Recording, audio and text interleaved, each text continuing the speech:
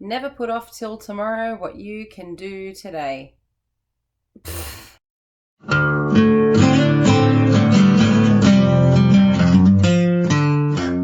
look for a different one. Ask yourself if what you're doing today is getting you closer to where you want to be tomorrow. That one's definitely better for me. Hi everyone, welcome to Talk and Chalk. I'm Beck. I'm an assistant principal in Southwest Sydney, and if you're new to the channel, welcome. I hope you enjoy the videos. Today's video is a follow-up from another video I did probably a couple of months ago now, and it was all about work-life balance and trying to find that balance between work and life, and does it really exist, and how does it exist, and how do we know that we've found it?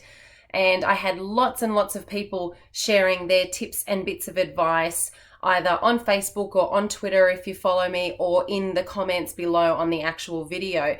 And if you want to subscribe to the channel, those buttons are below as well. And if you want to follow me on Facebook or Twitter, all of those things are in the description below. You have to open this up in YouTube to be able to access it, but you can find me on all of those forums.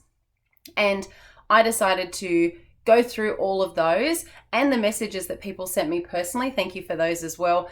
And try and put some of those bits of advice that you guys sent me into practice. Now, obviously, I couldn't do all of them. A lot of wonderful, lovely suggestions were things like go to a day spa or take yoga classes, or, just make sure you've got time for friends regularly.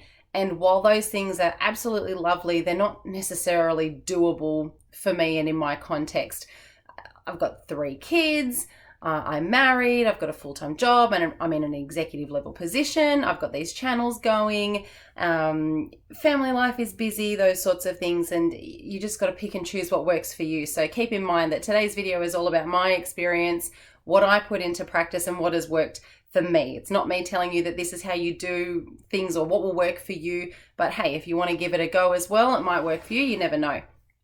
So I found that I was very tired, that I wasn't getting things done. I wasn't necessarily feeling the value in everything, and that I was feeling generally pretty run down. And I could see that in other people as well, which is why I made the previous video.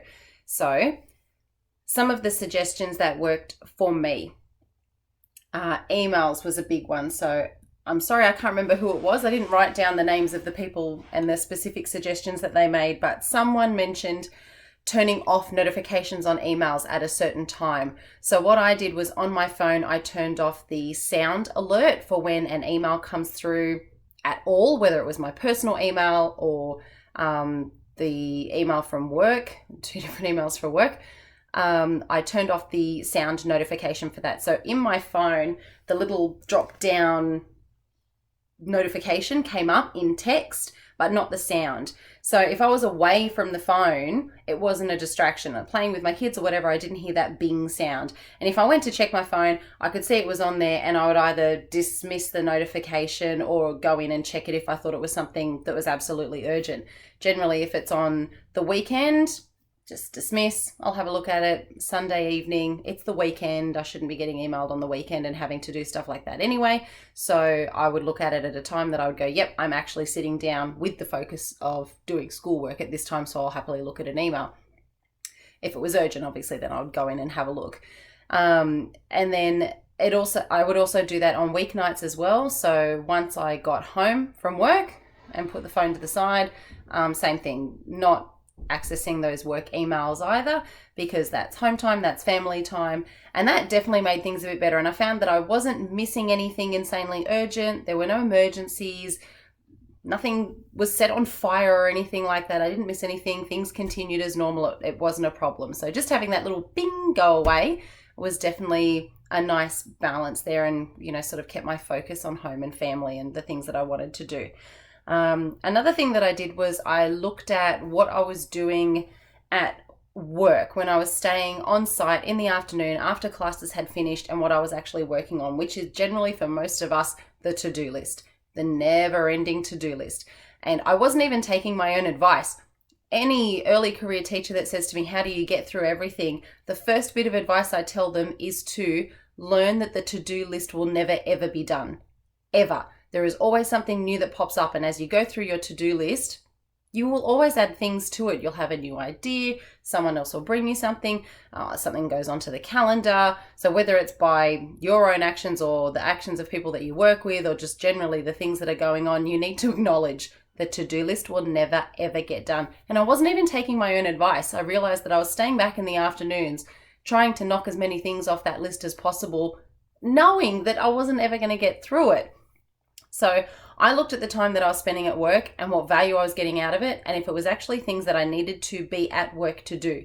And I realized a lot of it wasn't. A lot of it was things like the programming or getting things ready for Google Classroom, or things that I just needed the laptop for. So I can do that at home when the kids are asleep and hubby's in a shower or whatever. Those were things that I didn't need to stay back at work and miss out on time spent with my kids to do.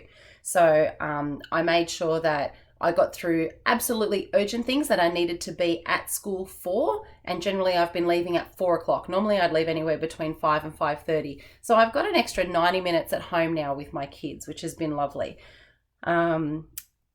I've spent a bit of time reflecting on what was actually taking up the biggest chunk of my time in terms of work-related activities, and I was weighing up the benefits of it. So weighing up the need to do it and the benefits that I was getting out of it. And those can be various things depending on what position you're in or what you're teaching or how you teach. So I was looking at the things that I was doing and then weighing up what I was getting out of it. And I realized that there were some things on there that I was putting a lot of stuff into and really only getting a little bit back out of it. It's not really worth putting all of my time and effort into something that I'm not really getting much back out of. So I started to reduce a few of those things. And some of those things related around making certain resources that I really didn't need to make, spending time laminating something that I could just stick on cardboard, because realistically, how often do we really keep that laminated stuff? A lot of the time it rips over the years, it falls apart, kids write on it, it gets lost. And I thought, why am I laminating, which takes time, all of these things, when I could just chuck it on a nice bit of like heavy duty cardboard? It'll still last a while. If I want to keep it, I can put it in a plastic sleeve. It's no biggie. If I really need to, I can just reprint it again and save myself all that time spent standing at a laminator. So things like that.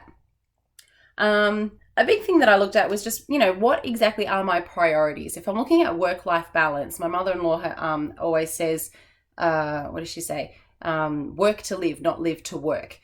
And, if the amount of time I was spending on those work hours were my priority, was that reflective of what I actually feel? Is that my priority? Really, it's not. My family is my biggest priority. I should be, spending more time with my family.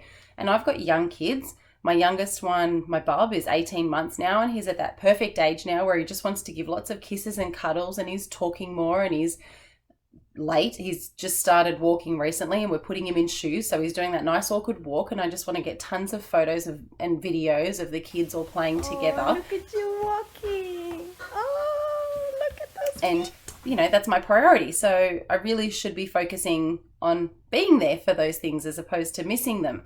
So, and then the next in line is sort of health and well-being and how I'm feeling about those things, and my relationships as well, my relationship I have at home with my husband. So we sat down and talked about it, because I went to the Federation conference, which talked about health and well-being of executive educators and people that work in education in general, and the amount of hours that we work and how stressful it can be and how bad it can be for our health. And it was a bit of an eye-opener for me. So when we talked about it, he acknowledged that he thinks that I work way too hard and I do spend, more time at school than I do at home, and he would happily support me, trying to improve my health and well-being. So we agreed that every fortnight I would take myself for a remedial massage, just as that bit of, I don't really like the phrase me time, but like to be able to focus actually on my physical health and have a remedial massage. And that, it's not taking away from family time, it's kind of replacing some of that time that I would have spent at work. I was meant to go for my first one today, but Bub has come down with yet another gastro bug. So for all of my international viewers at the moment, in Sydney, Australia, we're going through, I think it's literally the worst cycle of flu and gastro in the history that we've documented. Doctors everywhere are up in arms saying how bad it has been this season. So my kids have had it a few times, and it's been going through our schools as well, which is just lovely. So what's changed since I've been doing these things? So obviously I haven't made any major changes here at the moment. It's just been little bits and pieces here and there, but hubby has said that he thinks I've been a happier person. I've been more relaxed and chilled, and we're actually spending a bit more time together. I've felt like I've been sleeping better. I feel more relaxed when I get to work. The little things that crop up don't bother me. It's just dealing with it. I've found that my to-do list has become more succinct now. Sometimes I don't even put something on it because I know it's not going to get done, or it's not going to get done the way that I want it to, or it's not really something that has to be done by me. It could be something that is already been done before. So that's been helpful as well in terms of, my priorities and recognizing those things. Really, I love the fact that I've been able to spend time with my kids and do things with my kids. So, I get to get the random kisses when we go to the shops and not be stressed about getting the errands done. Can you say hi? Daddy's food's nearly ready. Hi. So good. Can I have a kiss? Kisses? Yeah. Aw, thank you. I get to have, random kisses and cuddles on the lounge, and I love you. Oh, I love you too. have giggles, and have lots and lots of cuddles, and all of those little things that I know I won't necessarily get to store in my memory very well, but it helps build my relationships with my kids.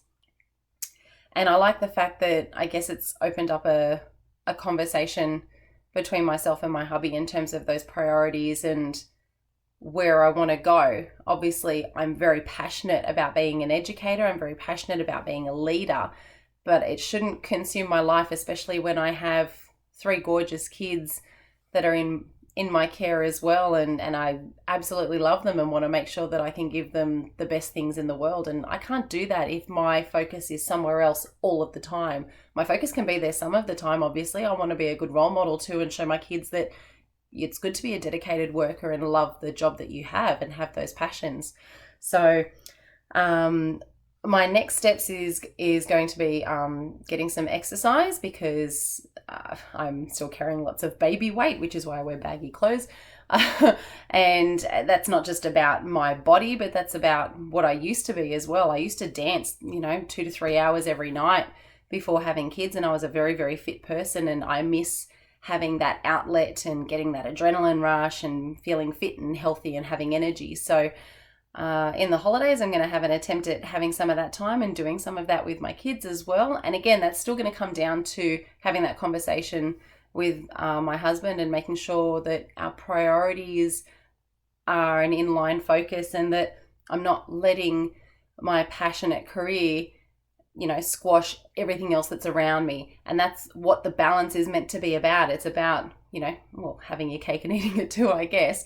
And I know we can't have it all. And I know I definitely don't have work-life balance yet, but I definitely feel like I'm getting closer to it. I feel like I've taken some very positive steps towards getting it. And I want to thank you very, very much for sharing all of the suggestions that you guys have. And if you have any more, feel free to send them on through, because even if I don't benefit from them, someone else who's reading this or watching this might get it as well. And then we'll be able to, share the care for everyone, and everyone might be able to develop a bit of a better work-life balance as well. I'm filming this on Thursday night. Tomorrow is the last day of school, so I'm looking forward to having a fun day in the classroom with the kids. And then holidays, my parents are coming to visit. We're going to have some good activities, and my daughter has her birthday in the holidays. She turns 8. Where did 8 years go? I don't know. That's crazy. I do remember having her very, very clearly, and it does feel like it was yesterday, but oh my gosh, that's going to be a fun celebration as well. I will continue to do more videos in the holidays though, and if you ever have any suggestions of videos, or if you have questions that you think I could answer in a video, pop them in the comments below, or send me a message on Twitter or Facebook. Like the pages, click the buttons, Much appreciated to everyone, and I hope you guys find some work-life balance during the holidays. If you're in the New South Wales system, enjoy the holiday break and get some relaxation there. And I look forward to seeing you then. Thanks, guys. Bye.